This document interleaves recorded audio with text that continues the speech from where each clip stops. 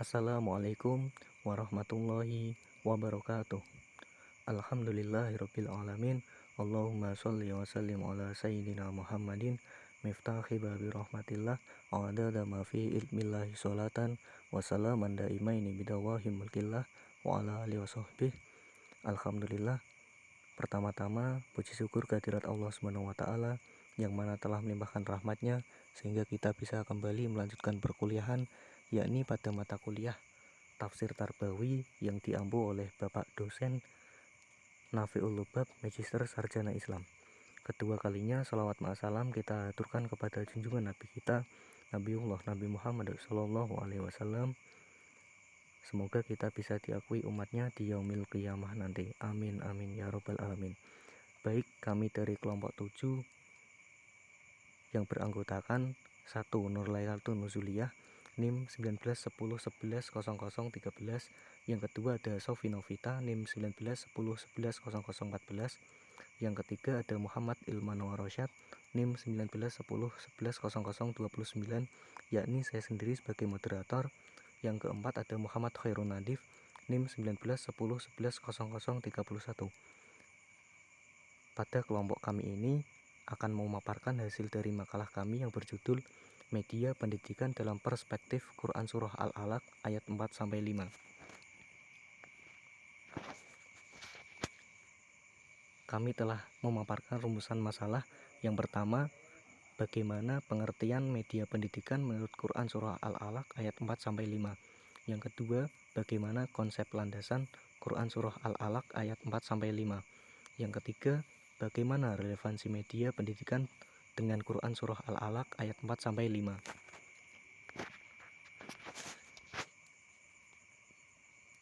Ini adalah Quran Surah Al-Alaq ayat 4-5 yang akan kita bahas nanti.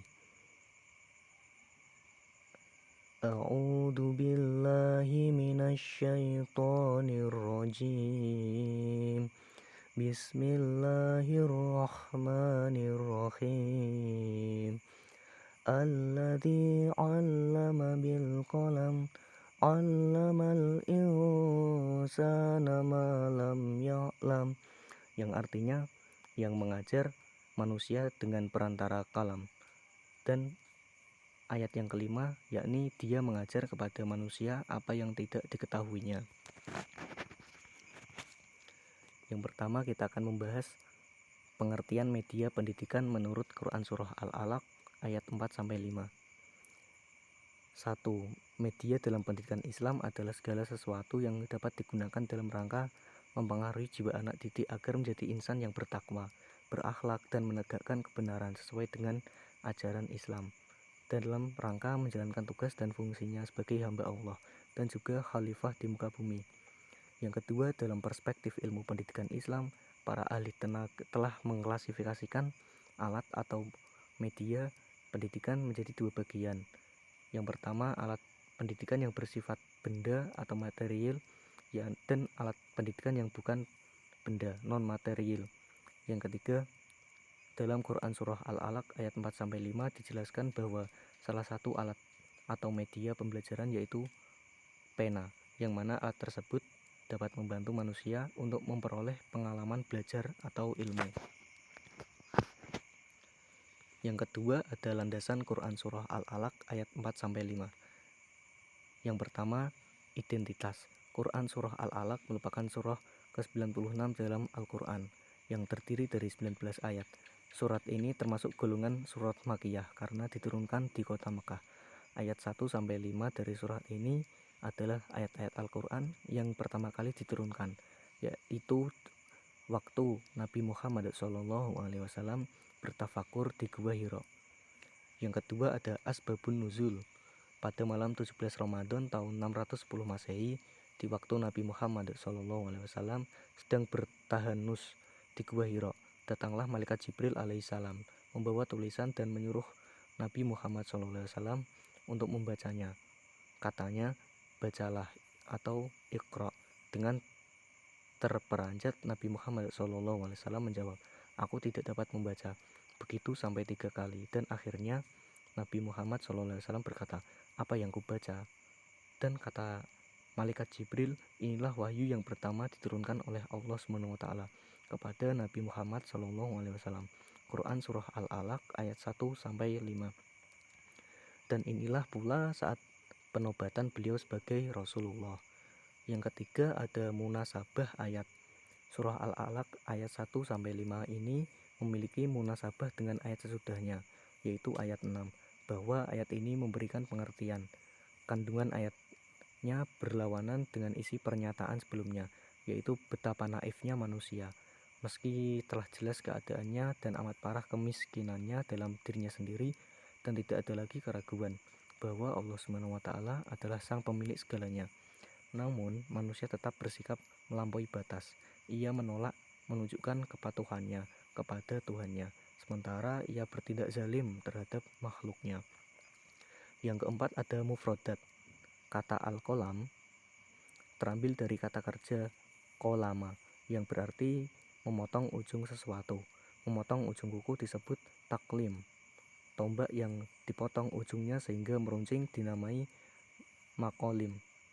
Alat yang digunakan untuk menulis dinamai pula kolam, karena pada mulanya alat tersebut dibuat dari suatu bahan yang dipotong dan diruncingkan ujungnya. Selanjutnya kita akan membahas relevansi media pendidikan dengan Quran Surah Al-Alaq ayat 4-5. Menurut Quran Surah Al-Alaq ayat 4-5, media pendidikan di dalam tafsir Al-Misbah menjelaskan bahwa Allah SWT lah yang menjadi kolam sebagai media yang digunakan manusia untuk memahami sesuatu, sebagaimana mereka memahaminya melalui ucapan. Yang kedua, pengertian al-qalam ini tidak terbatas hanya pada alat tulis yang bisa digunakan oleh masyarakat tradisional di pesantren-pesantren. Namun secara substansial al-qalam ini dapat menampung seluruh pengertian yang berkaitan dengan segala sesuatu sebagai alam penyimpan, merekam, dan sebagainya. Tidak terbatas hanya pada ballpoint, marker, kapur tulis, dan lainnya, melainkan sudah mengembang menjadi media berupa alat bantu, alat peraga, proyektor, dan berbagai media berbasis IT. Yang ketiga, dengan pena, ilmu pengetahuan dapat dicatat.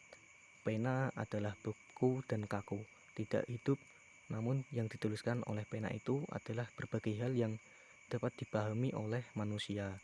Kemudian Allah menambahkan penjelasannya dengan menyebut nikmatnya yang terkandung dalam surah Al-Alaq ayat 5, yang berarti Allah telah memberi pengetahuan kepada manusia apa yang tidak diketahuinya. Baik, mungkin itu pemaparan dari kelompok kami. Apabila ada pertanyaan ataupun kita diskusikan bersama, kita lanjutkan di grup WhatsApp yang telah kita buat bersama-sama. Mungkin hanya itu saja dari kelompok kami. Apabila ada tutur kata yang kurang berkenan di hatine panjenengan semua, dari kami memohon maaf yang sebesar-besarnya. Sekian dari kelompok kami. Wallahul muwaffiq ila aqwamit thoriq. Assalamualaikum warahmatullahi wabarakatuh. Terima kasih.